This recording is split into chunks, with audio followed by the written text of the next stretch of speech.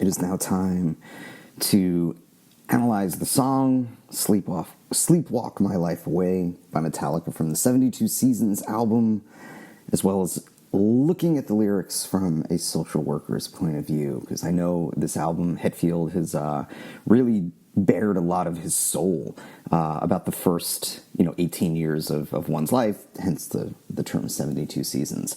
So let us continue with Sleepwalk My Life, dramatic pause, away.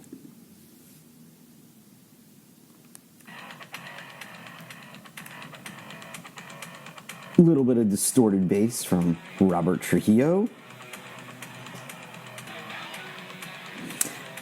Almost sounds like the guitar is talking. Like it sounds like a pick slide. Maybe a little bit of wah. Then we go into a bounceable groove. You can dance to this. Okay, so it stood out to me. So take a deep, waking breath. Hope the blood arrives. Burn my eyes with the sun. And pretend I'm alive. So again, this goes into sleepwalking his life away, where it sounds like to me what Hetfield's writing about. He's just on autopilot, almost in what's called the dissociative state. And I think we've all experienced these dissociative states in minor ways, some major, where it's like, imagine if you're driving somewhere and you've driven this route a million times, you kind of do without thinking, and next thing you know, it's like, oh, I'm here. Or sometimes you can be like, let's so into a song or something while you're driving, and then you miss your exit because you're just not focusing on what's going on around you. You're thinking of something else. So again, pretending he's alive, sleepwalking his life away. He's asleep, but appears to be awake.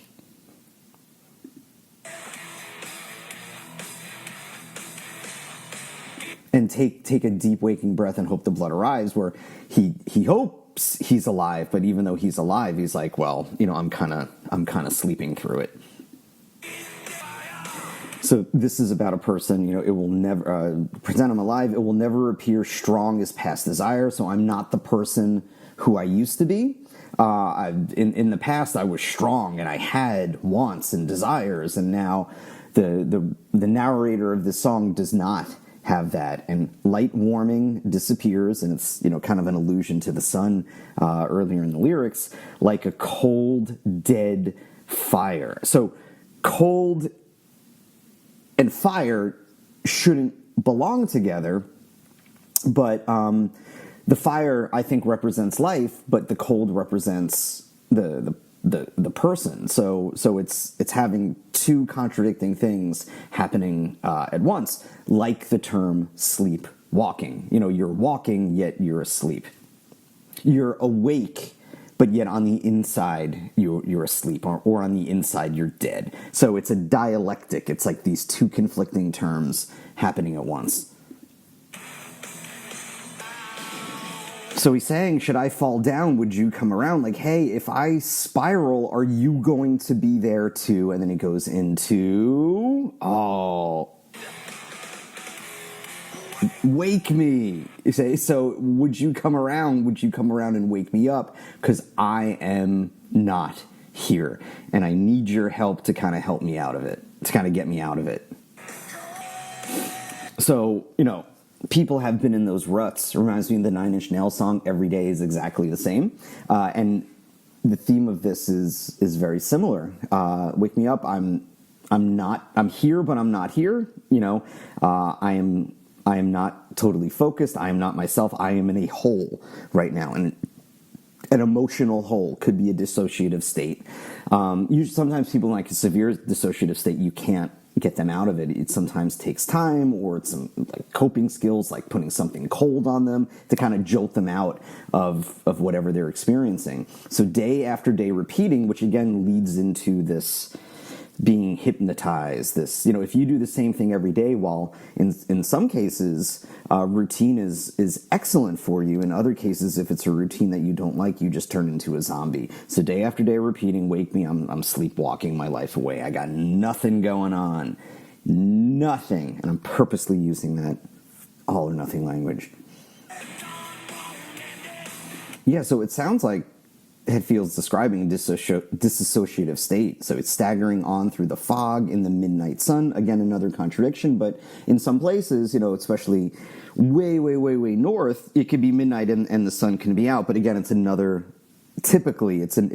contradiction. So stagger on through the fog in the midnight sun. So it's foggy and sunny, shouting at the names of the nameless shouting at the shapes of the nameless no one. So he's not really seeing clearly and doesn't know who they are. All isn't what it seems, can't comprehend it. It kind of goes without saying. He just doesn't understand what's going on, and captive inside of a dream where the dawn won't end it. So even though, and it alludes to the sun burning his eyes at the beginning, he's never going to get out of this state. Never. At least how he describes it in this part of the song. And even when the sun comes out, he's still in the same state that he's in. Just kind of mindless, could be dissociative, just kind of barreling through with really no feeling, none. And again, I'm using that all or nothing language on purpose. And he kind of repeats the lyrics over and over again, like the same one that he had before, just to kind of emphasize. And, it's such a depressing lyric, but it's a happy song. So it kind of goes into that contradiction again with these conflicting terms that Hetfield's been using throughout his lyrics. Musically, I wonder if this was like put together. It's like Lars is really good at putting different riffs together. So usually when they write, they have a bunch of riffs and they can put it together. And here comes Mr. Habit.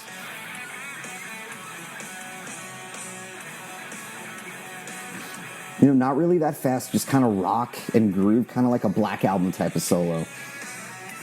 Oh, but then it goes into a little bit of metal. A little bit.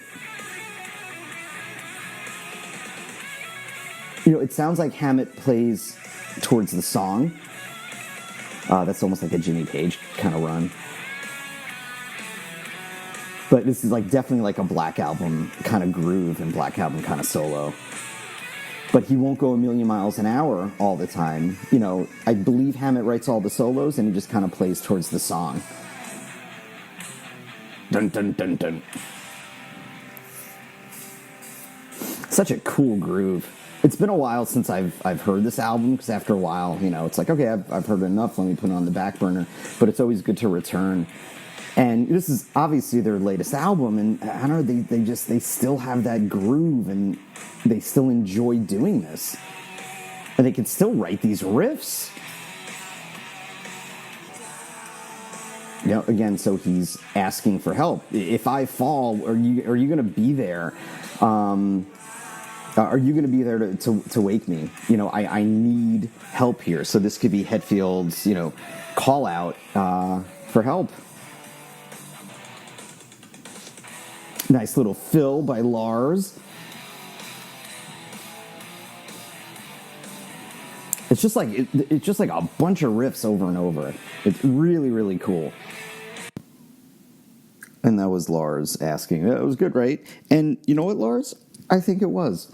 So, just to recap, the song appears to be about, trying to have the motivation to live, as opposed to just kind of walking through it without much feeling. And to an extreme, it describes, again, like a dissociative state, like being separated from yourself and your emotions. I'm just reading some symptoms off the Mayo Clinic just to kind of focus myself. Thinking that people and things around you are distorted and not real, which Hetfield mentions in the part shouting out the names of the nameless no ones. All isn't what it seems, cannot comprehend it, captive inside a dream where the dawn won't end it. So again, like a never-ending thing, but, things around you are distorted and not real. And then some other symptoms, a blurred sense of your own identity, as well as problems in relationships, not being able to cope well, and then mental health, and on and on and on. But it sounds like the symptoms I read is kind of sort of what's being described in the song. That's like to an extreme, but it sounds like the best case scenario is I'm walking through this life without any feeling, and I want someone to wake me up. And can someone do that? Yes, I think it's possible. What makes it, and that's a good start, to have someone kind of jolt someone up. At the end of the day, though, what makes it stick, what makes the waking stick, is to find that motivation within oneself, and it's easier said than done. So the spark can be someone, jostling someone around and waking someone up, either figuratively or literally, and then it's maybe through therapy. I would recommend therapy to kind of find that motivation. That's what makes it effective, and that's what makes it stick. So you can walk around through life with vigor and the will to live, regardless of the situations around us. Whether they're terrible or even whether they're good, because we have this idea. I just think of Chris Cornell. On paper or on the surface, it's like, wow, this guy has everything. All this money and all this fame, and he has this health, and he has a family, and he just, with all of that. And then I'm a kid of the 90s, so I think of Cobain, I think of Staley, I think of Cornell,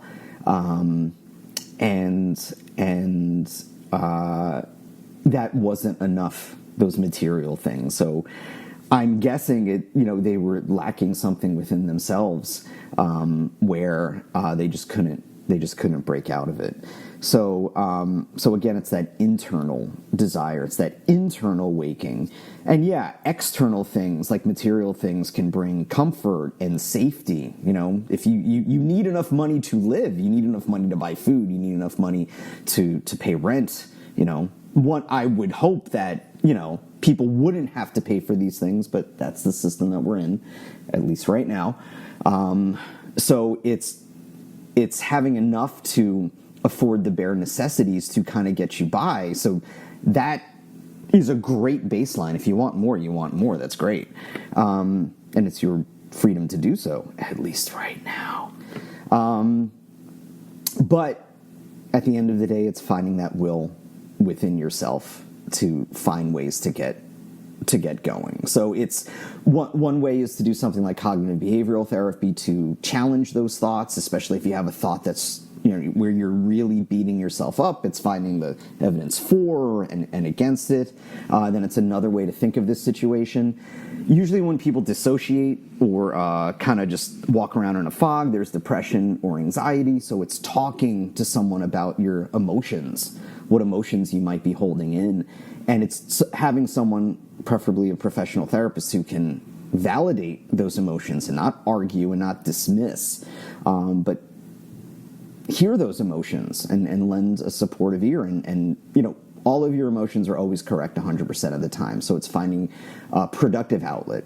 For Metallica and for Hetfield, it could be music as a productive outlet, being on stage all the time.